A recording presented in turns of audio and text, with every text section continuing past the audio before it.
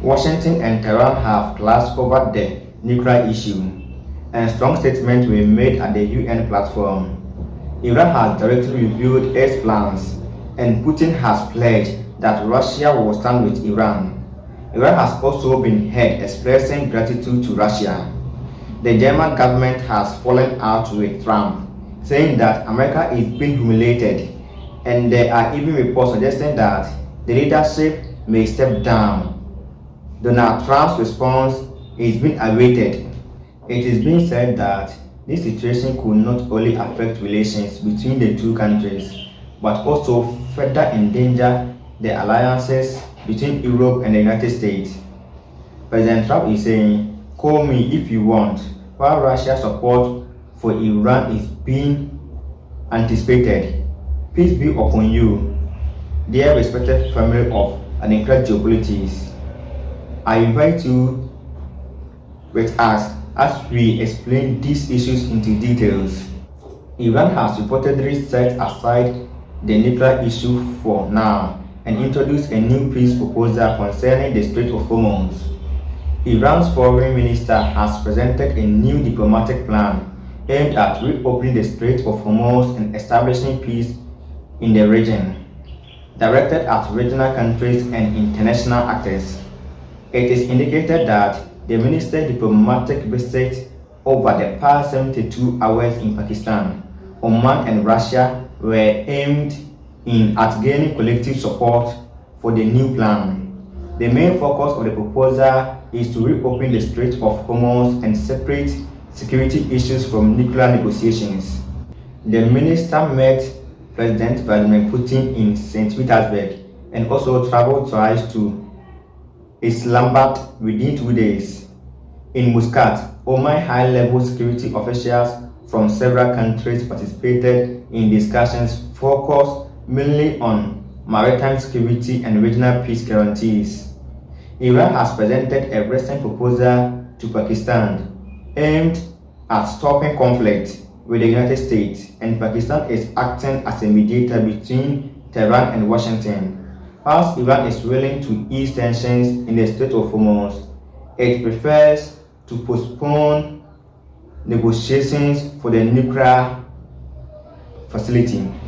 The White House spokesperson, Olivia Wells, declined to provide detailed information about Iran's proposal and stated that negotiations are not conducted through the media.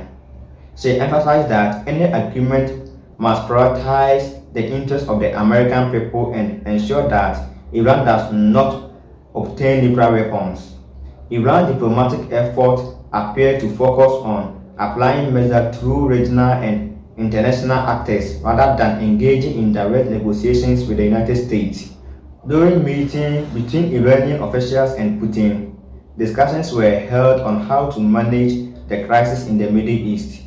The foreign minister returned to St. Petersburg after visiting to Pakistan and Oman, where he also met Russia's foreign minister, Lavrov. Iran has expressed gratitude to Moscow for its unwavering support in the conflict. Both Moscow and Tehran emphasized their new importance as key nations on the global stage. Iranian officials highlighted their strong relationship with Russia and welcomed Moscow's support for diplomatic efforts. Russia has condemned attacks carried out by the United States and Israel against Iran and has shown interest in acting as a mediator to restore stability in the Middle East. Although Russia has repeatedly proposed negotiations ideas, the United States has rejected them. Iranian officials stated that a peace proposal discussed in Pakistan failed due to what they described as excessive demands from the United States. While the St. Petersburg, the Iranian foreign minister mentioned in an interview that he would continue discussions with Russian partners regarding the reality of the conflict in the Middle East. Putin has stated that Russia is willing to do whatever it can to bring peace to the region. He also acknowledged the resilience of the Iranian people in defending their sovereignty and suggested that Iran seeks peace after going through hard times. It was stated that they expressed hope. The news agency reported that Putin told Iran's foreign minister that Russia is ready to do anything to bring peace to the Middle East as quickly as possible. On their part, Iran's foreign ministry said that the relationship between Moscow and Tehran is a strengthening strategic partnership, according to Russian state television. The Iranian delegation that traveled to Moscow to meet the Russian president included Deputy Foreign Minister Kazem and Iran's ambassador to Moscow, Kazem Jalali. Kremlin spokesperson of Dmitry Peskov said that Russia is ready to provide a mediation service acceptable to both sides in the upcoming negotiations between Tehran and Washington. He added that they are ready to do anything to ensure a stable and lasting peace that will not return into conflict, according to the media report. Speaking to journalists in St. Petersburg, the Iranian side said Iran has resisted a major global power and that Washington has not achieved any of its goals. That is why they requested negotiations, and we are observing the situation, they added. However, the United States has not said anything about requesting negotiations.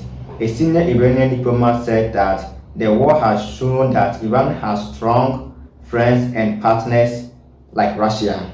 After returning from Russia, the Iranian official headed to Pakistan. He explained that his earlier visit to Islamabad focused on under what conditions negotiations could continue. He also raised the issue of the Strait of Hormuz, which has been closed. He emphasized that ensuring secure navigation through the vital maritime route is an international concern. He also called on neighboring countries like Oman to work with Iran based on their shared interests. He pointed out that Iran and Oman have many points of agreement and said both countries have reached an understanding to continue discussions regarding the Strait of Hormuz. During his stay in Russia, the foreign minister was also expected to meet President Vladimir Putin, according to CBS News, a BBC partner outlet.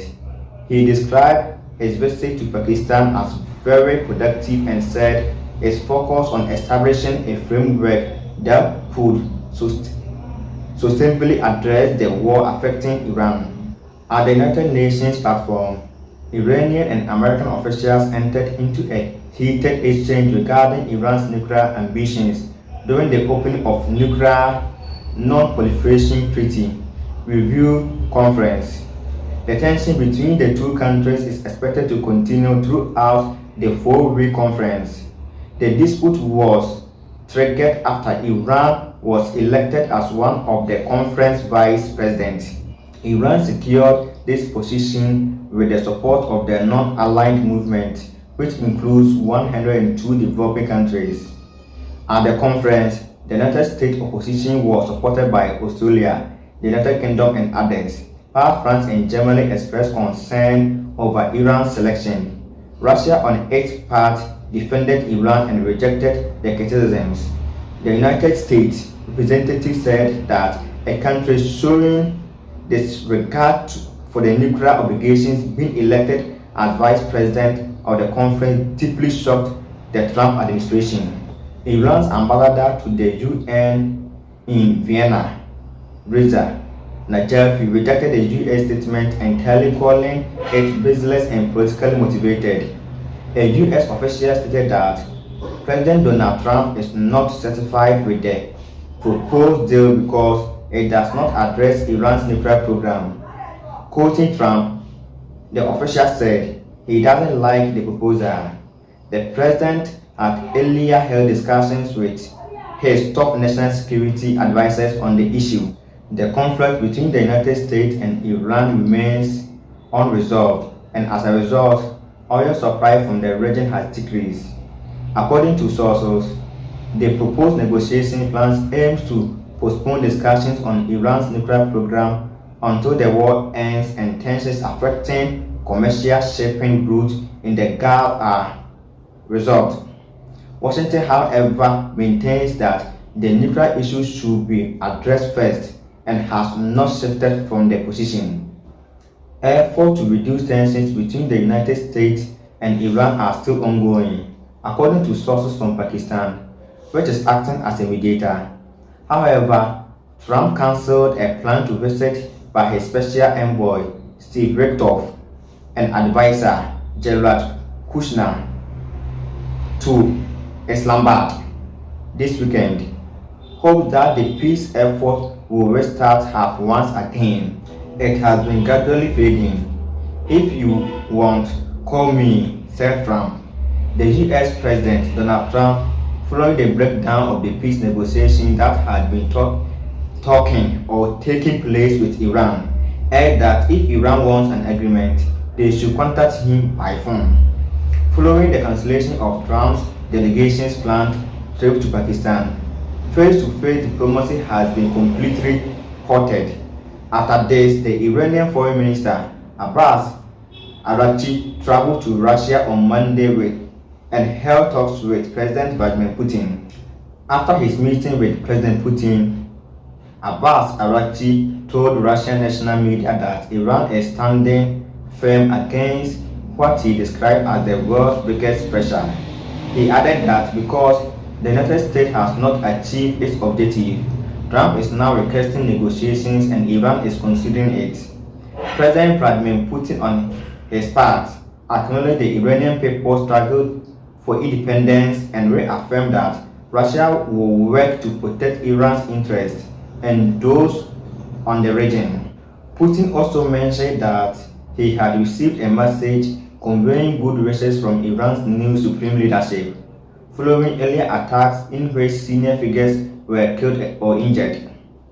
President Trump, although he extended the ceasefire that followed the war, which began 2 months ago, between the United States and Iran, the first round of direct negotiations held in Islamabad ended without any agreement. Iran is insisting that before any nuclear negotiations, the United States must first lift the pressure it has placed on the Strait of Hormuz. Announcing the cancellation of the trip on his social media platform, Trump said too much time was being wasted on travel. He stated, "We hold all the negotiating cards. They have nothing. If they want to talk, all they have to do is to call." Speaking to Fox News, the president also said that within 10 minutes after the trip was cancelled, Iran sent a better proposal.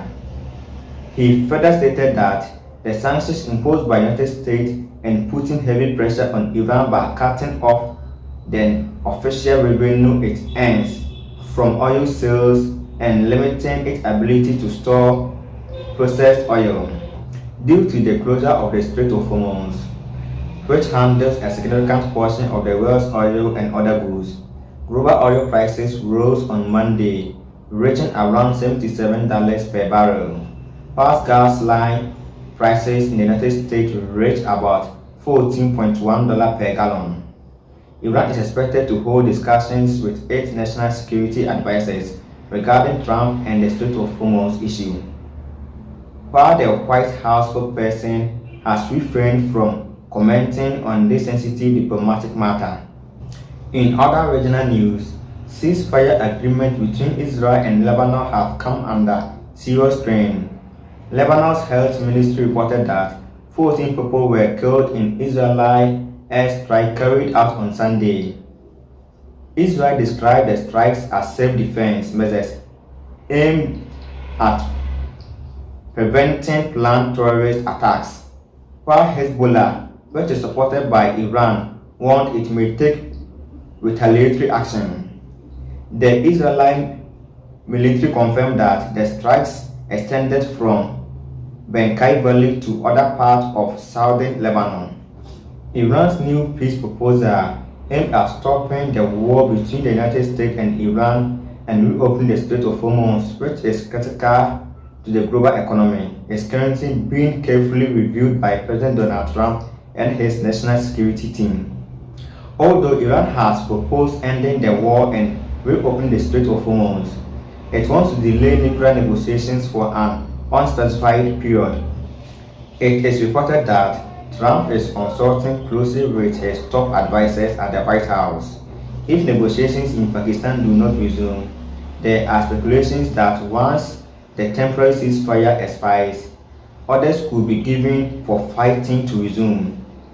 According to some of US officials, Trump appears open to considering Iran's request, largely because of closure of the Strait of Hormuz is causing severe damage to the global economy. Therefore, temporarily setting aside the nuclear issue to open the Strait of Hormuz could become priority for the Trump administration. On this Truth social platform, Trump stated that the United States holds all the negotiating leverage and called on Iran to present new and better proposals. Regarding tensions between Trump and Germany, Vice Chancellor Friedrich Merz said in a speech yesterday that Iranians are proving to be stronger than expected. On the other hand, he said it is becoming clear that the United States lacks even a strategic plan for negotiations. The Chancellor made these remarks during a visit to a school in the city of Marburg. Continuing his speech, he stated that in such conflicts, the problem is often entering into them without creating a clear exit strategy. He added that for nearly 20 years, this has been a troubling pattern. We have seen this situation in Afghanistan, and we have also observed it in Iraq, he said. The Chancellor added that at present, he does not know which exit path the Americans have chosen, especially at a time when the Iranians are clearly and effectively negotiating. The Americans have not shown their exit strategy, he said. This, he added, indicates that the American state is being humiliated globally and domestically. The Chancellor also stated that Germany is currently facing significant economic damage because of this war. He further said that rules-based international order that existed before is no longer there, and he was seen criticizing Trump's policies. He also said that Europeans must be ready to make sacrifices and acknowledge that a deep division has emerged between Europe and the United States. He made these remarks at a time when President Donald Trump had expressed interest in imposing broader economic measures and increasing tariffs on goods coming from European countries. The German leader also revealed that discussions are underway with French President Emmanuel Macron to create a joint European nuclear defense system. France and the United Kingdom are two countries in Europe that possess nuclear weapons. However, Germany and many other European countries traditionally rely on the United States nuclear capabilities within the NATO alliance for their defense. The Trump administration's national security and strategic approach has raised concern among America's close allies. Not only that, it is said to have significantly deviated from the core principles that guided U.S. foreign policy for many years. A 33-page document released last week by the United States administration presents the world primarily as an economic arena. As a result of bilateral agreement and economic negotiations are placed above the promotion of democracy. Among the priorities listed are combating foreign influence, stopping large-scale migration, and opposing what is described as censorship within the European Union. Dear respected family, thank you sincerely for following us. Thank you. God bless you and peace be upon you with good health. Bye.